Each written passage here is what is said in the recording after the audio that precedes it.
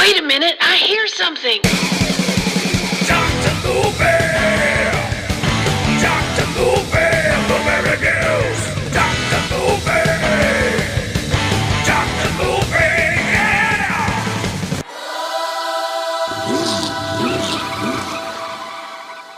Hey everybody, welcome back. It's another episode of your favorite podcast, Dr. Movie. Why it's called Dr. Movie? I really don't know. I wanted something, I guess, that just kind of lend itself to anything and everything movie related, maybe even TV related. I don't know. It's just a name, folks. The main thing is it's not stuck in a genre, right? I'm kind of jumping all over the place.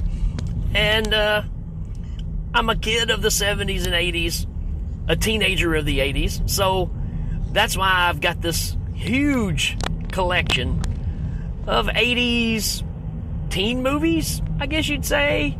Well, just 80s movies in general. But we've been covering several here that are, you know, your typical guy run amok, sex rom-com kind of things, right? Well, I thought I'd do one that kind of flips the table, right? Or turns the table. I don't guess we flip the table. Turns the table. Because all the other ones are about guys trying to get lucky. And there's one movie that just came to mind. Now, this should belong in a group of summer camp movies, I guess you'd say. But we're going to talk about a movie called Little Darlings from 1980. Pretty popular at the time. And pretty stellar cast for this time. Let's look at the synopsis here. At camp for the summer, two teenage girls from very different backgrounds face off in an unexpected contest. Right. Streetwise Angel comes from a poor neighborhood, while naive Ferris has never wanted for anything. Both girls are on the brink of womanhood, and you know, it's one of those movies, right, of becoming a woman, right? Came out in 1980, and you kind of heard me say it there as far as our group there, and I said we had a pretty stellar cast. We got Christy McNichol, which, you know, come on, who doesn't like Christy McNichol, right? She is a staple of 70s and 80s life. TV shows, I mean, she was just kind of everywhere at the time. I know Danny Bennett's a big fan, right? We've got Tatum O'Neal. You know, for me, Bad News Bears, right? That's the first thing I think of with Tatum O'Neal. Great role for her in this one. We've got the ever-elusive 80s bad guy, Matt Dillon. Even in this movie, he doesn't play a bad guy, but you just think of him as a bad guy. I mean, I don't know what it is. It's just Matt Dillon, right? We have Armand Assante in this. Armand Assante with hair, very young, and well, I mean, this is after the prophecy, right? So he just doesn't have the Native American, you know, makeup they did, I guess, to make him look that way. He's going more all natural in this one. We got a bunch of other people, a bunch of young kids in this. Cynthia Nixon, Alexa Kennan, and the list goes on and on. Krista Erickson, have to bring her up. She's a young lady. In watching this, I kept trying to figure out, what do I know her from? Because it's obviously something I've watched a bunch and just could not place her at all. And she's not in a whole lot of stuff, but I was like, man, I know this face. It's obviously younger from what I recognize her from. She's in Jekyll and Hyde Together Again. The movie that I have an absolute love for and am not ashamed. It's not a good movie whatsoever, but it's one of those guilty pleasures that I have. If you haven't seen Jekyll and Hyde Together Again and you like slapstick, stupid comedy, you need to check that one out. With that being said, let's talk about this movie. That's a strange segue, I guess. yeah, I mean, you've got a bus pulling up to take kids to camp. Angel, who's Christy McNichol, comes from a rough background, smokes cigarettes, wearing double denim. I mean, we're tough here, right? So she kind of puts off this air of being a tough kid, and doesn't really want to go to camp. You can tell it's just kind of not her thing. And she gets on the bus, and all these other girls are there, and they're talking about how much they like Andy Gibb and all these other people, and it's weird for me. Ladies, if there's any ladies that even listen to this show, let me know if this is kind of typical girl talk. I would assume it is. Guy talk, kind of the same. It just surprises me that you expect more from girls, I guess. But I guess we all talk about the same thing when we're still wondering what it's like to be a grown-up, right? But yeah, they're talking about, Andy Gibb's butt and all these things. And, they wait, the bus is about to leave, and there's all different age groups in this, right? So, but apparently it's an all-girl camp. And this Rolls Royce pulls up that's running behind, and Tatum O'Neal gets out of it. Obviously comes from, like I said, a posh life.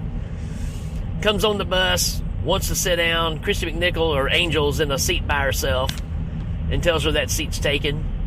And she doesn't listen to her, sits down anyways. They get in a fist fight on the bus. Now, this is a flash from the past, too, because used to, the bus driver would just say, "Hey, knock it off." And that was kind of it, right?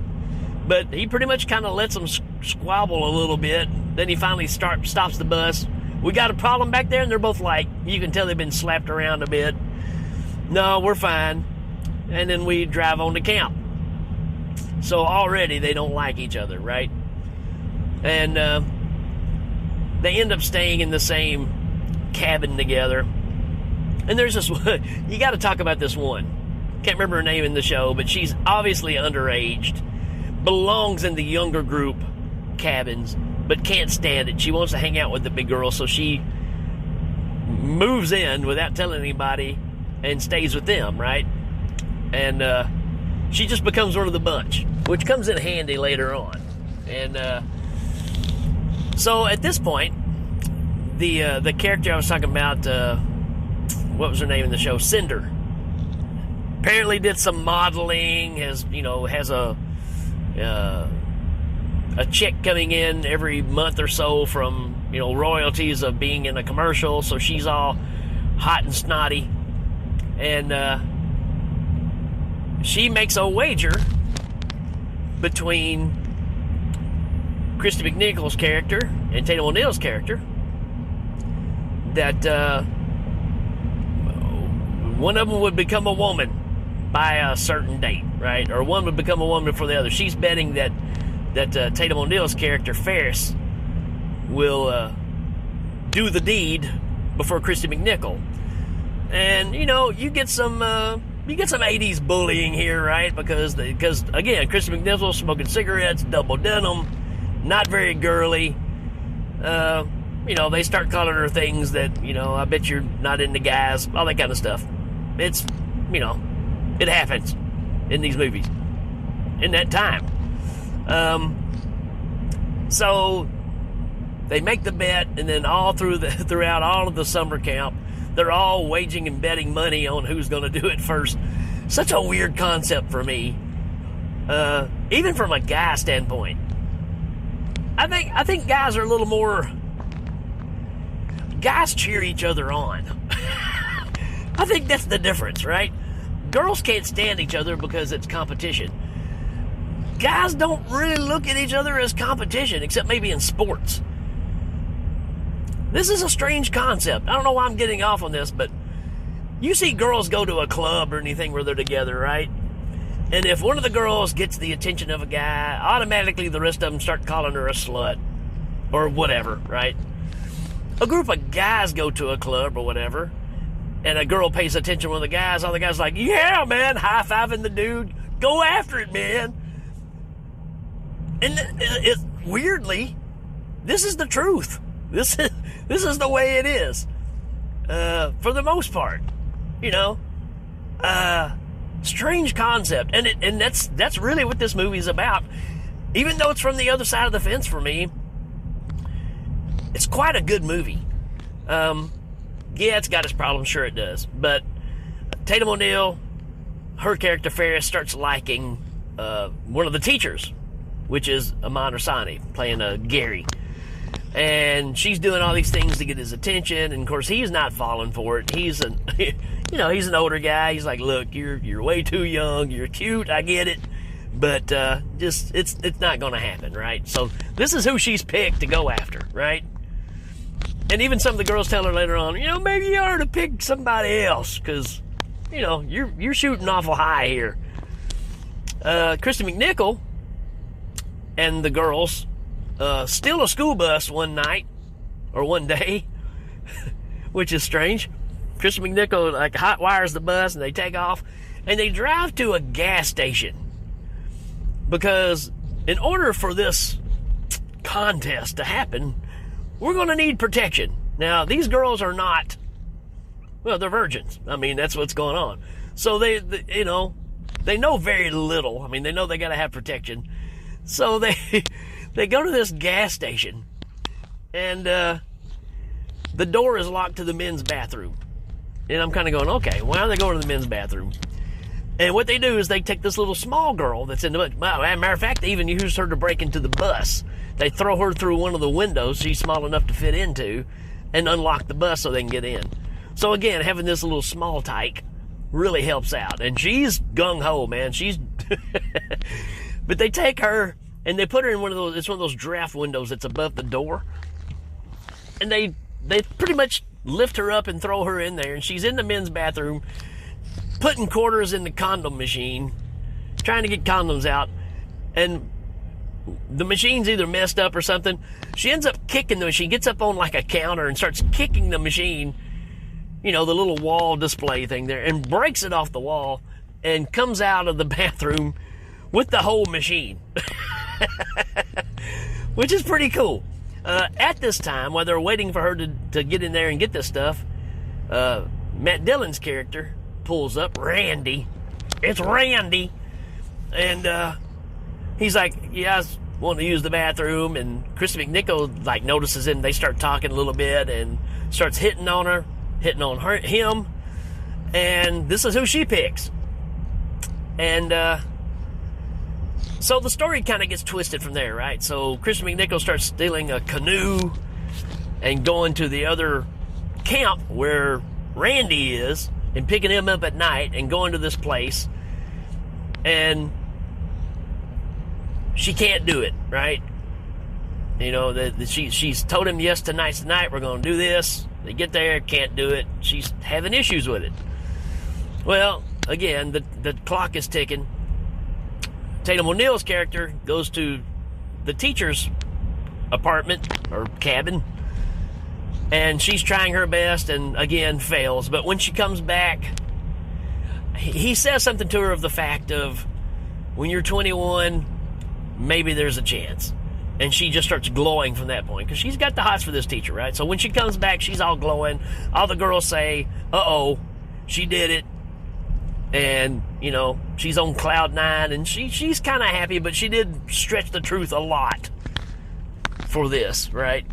And so all the girls are convinced that she's done it, which the word gets around the camp, gets the teacher in trouble, and now he's extremely mad at her.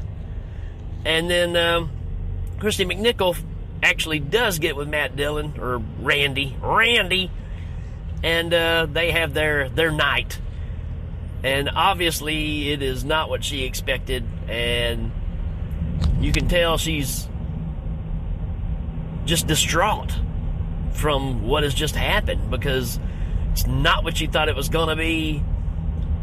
She felt kind of alone afterwards, even though he was there, and he really likes her. That's the other thing that's strange about this. In other cases where the guy's like, yeah, so what, right? This one, he really is taking a liking to her, right? They kind of go their own ways. Long story short, Tatum O'Neal goes to the teacher's place and talks to him and apologizes they kind of smooth things over. Randy shows up looking for Angel, can't find her, and finds Cinder instead. And Cinder says, "Don't you understand? You know, you were just being used. This is all just for a game." Which Cinder's a terrible person, by the way. She's just obnoxious, full of herself, that kind of thing. And so Randy gets upset. Next thing you know, she's kind of hanging out with Randy. That doesn't go over well. Christy McNichol's character Angel sees that, and she ends up getting up and walking out, and Randy chases after her, and they have a talk. And Randy wants this to work out between them, and Angel just says, I just don't think it can. But I think they're willing to give it a shot. Later on, Angel and Ferris meet up, and they both expose to each other the truth of what happened. Not to change the bet or anything, because it still looks like Tatum O'Neal won, but they end up really becoming really good friends because of what has all happened here. And then they get together with all the girls and say, look, we want to blow the lid off of all of this and tell the truth. And Cinder's like, no way, we're not going to do that. And she starts name calling all the other girls, and I forgot to mention, there's this one girl, this cute little girl named Sunshine, and she is obviously a child of some hippies, right? Because she's always telling people, here, put this in your milk and drink it, and it'll calm you down. She's giving people vitamin E, giving people ginseng.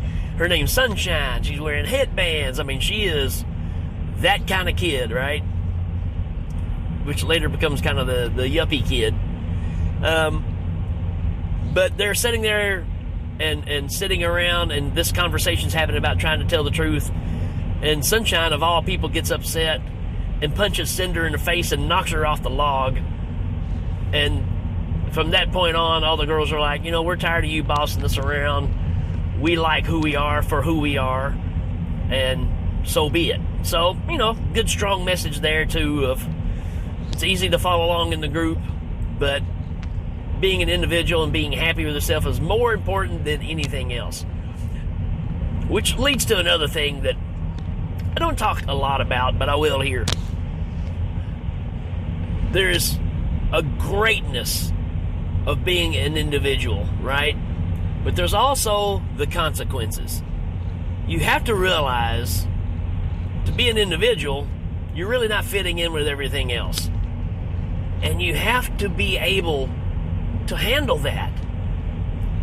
You can't get hung up on all the feelings of if people judge you based off of who you are as an individual. If it makes you happy, don't worry about what other people say. We've got this thing now, everybody being accepted, and I don't know. I mean, that's fine, but it also is a road to ruin. The main thing is be happy with who you are, regardless of what other people say, what other people's influence are. If you like something, you like something. If you are something, you are something. But don't expect everybody to accept it. It's just not going to happen. That's just life. Life is cruel. The world is cruel. These are simplistic lessons that we all have to deal with. I was picked on at school. I was bullied. All that stuff. I mean, it doesn't break it down to just an individual of certain kinds. We are taught from childhood into school separation. As weird as it is. Hey, here's your cool group. Here's your sports group. Here's your, I was a weird exception in high school of being kind of accepted by everybody, because at the end of the day, everybody has a right to be who they are. There's no reason that you can't smooth that gap in between, right? There's no reason you can't like steak and cheesecake, right? I think I've said that before. But at the same time, don't expect everybody to accept it, because it's not going to happen. That's just life. anyways, didn't mean to get into all that. But that's really a strong message from this movie. Be happy with who you are. Don't be pressured into doing something you don't want to do. And as silly as this is, this movie, with the idea of, you know, girls trying to get laid and become a woman, is really surprising to me that, you know, because from a guy standpoint, that's a typical guy thing, but you never really see it from a girl's perspective. So, anyways, that's pretty much the story of this one. At the end of it, when they all return back home on the bus and the parents are there to pick them up, Angel and Ferris introduce each other to their parents and say, "This is my best friend." So, at first you don't like each other, and now you're friends, right? This is a cool little movie, right? Pretty good soundtrack too. It's got some good tunes in it. I give this a 4 out of 5. It's a really good flick. It's just really different, just because of the aspect being from a girl's point of view. So, hey, let me know if you're a fan of this one, if you like this. I'm going to be covering a lot of these 80s flicks coming up, so give me your thoughts on this one. All right, folks, that's it for this one. We will, as you know, check you later. Dr. Movie! Dr. Movie!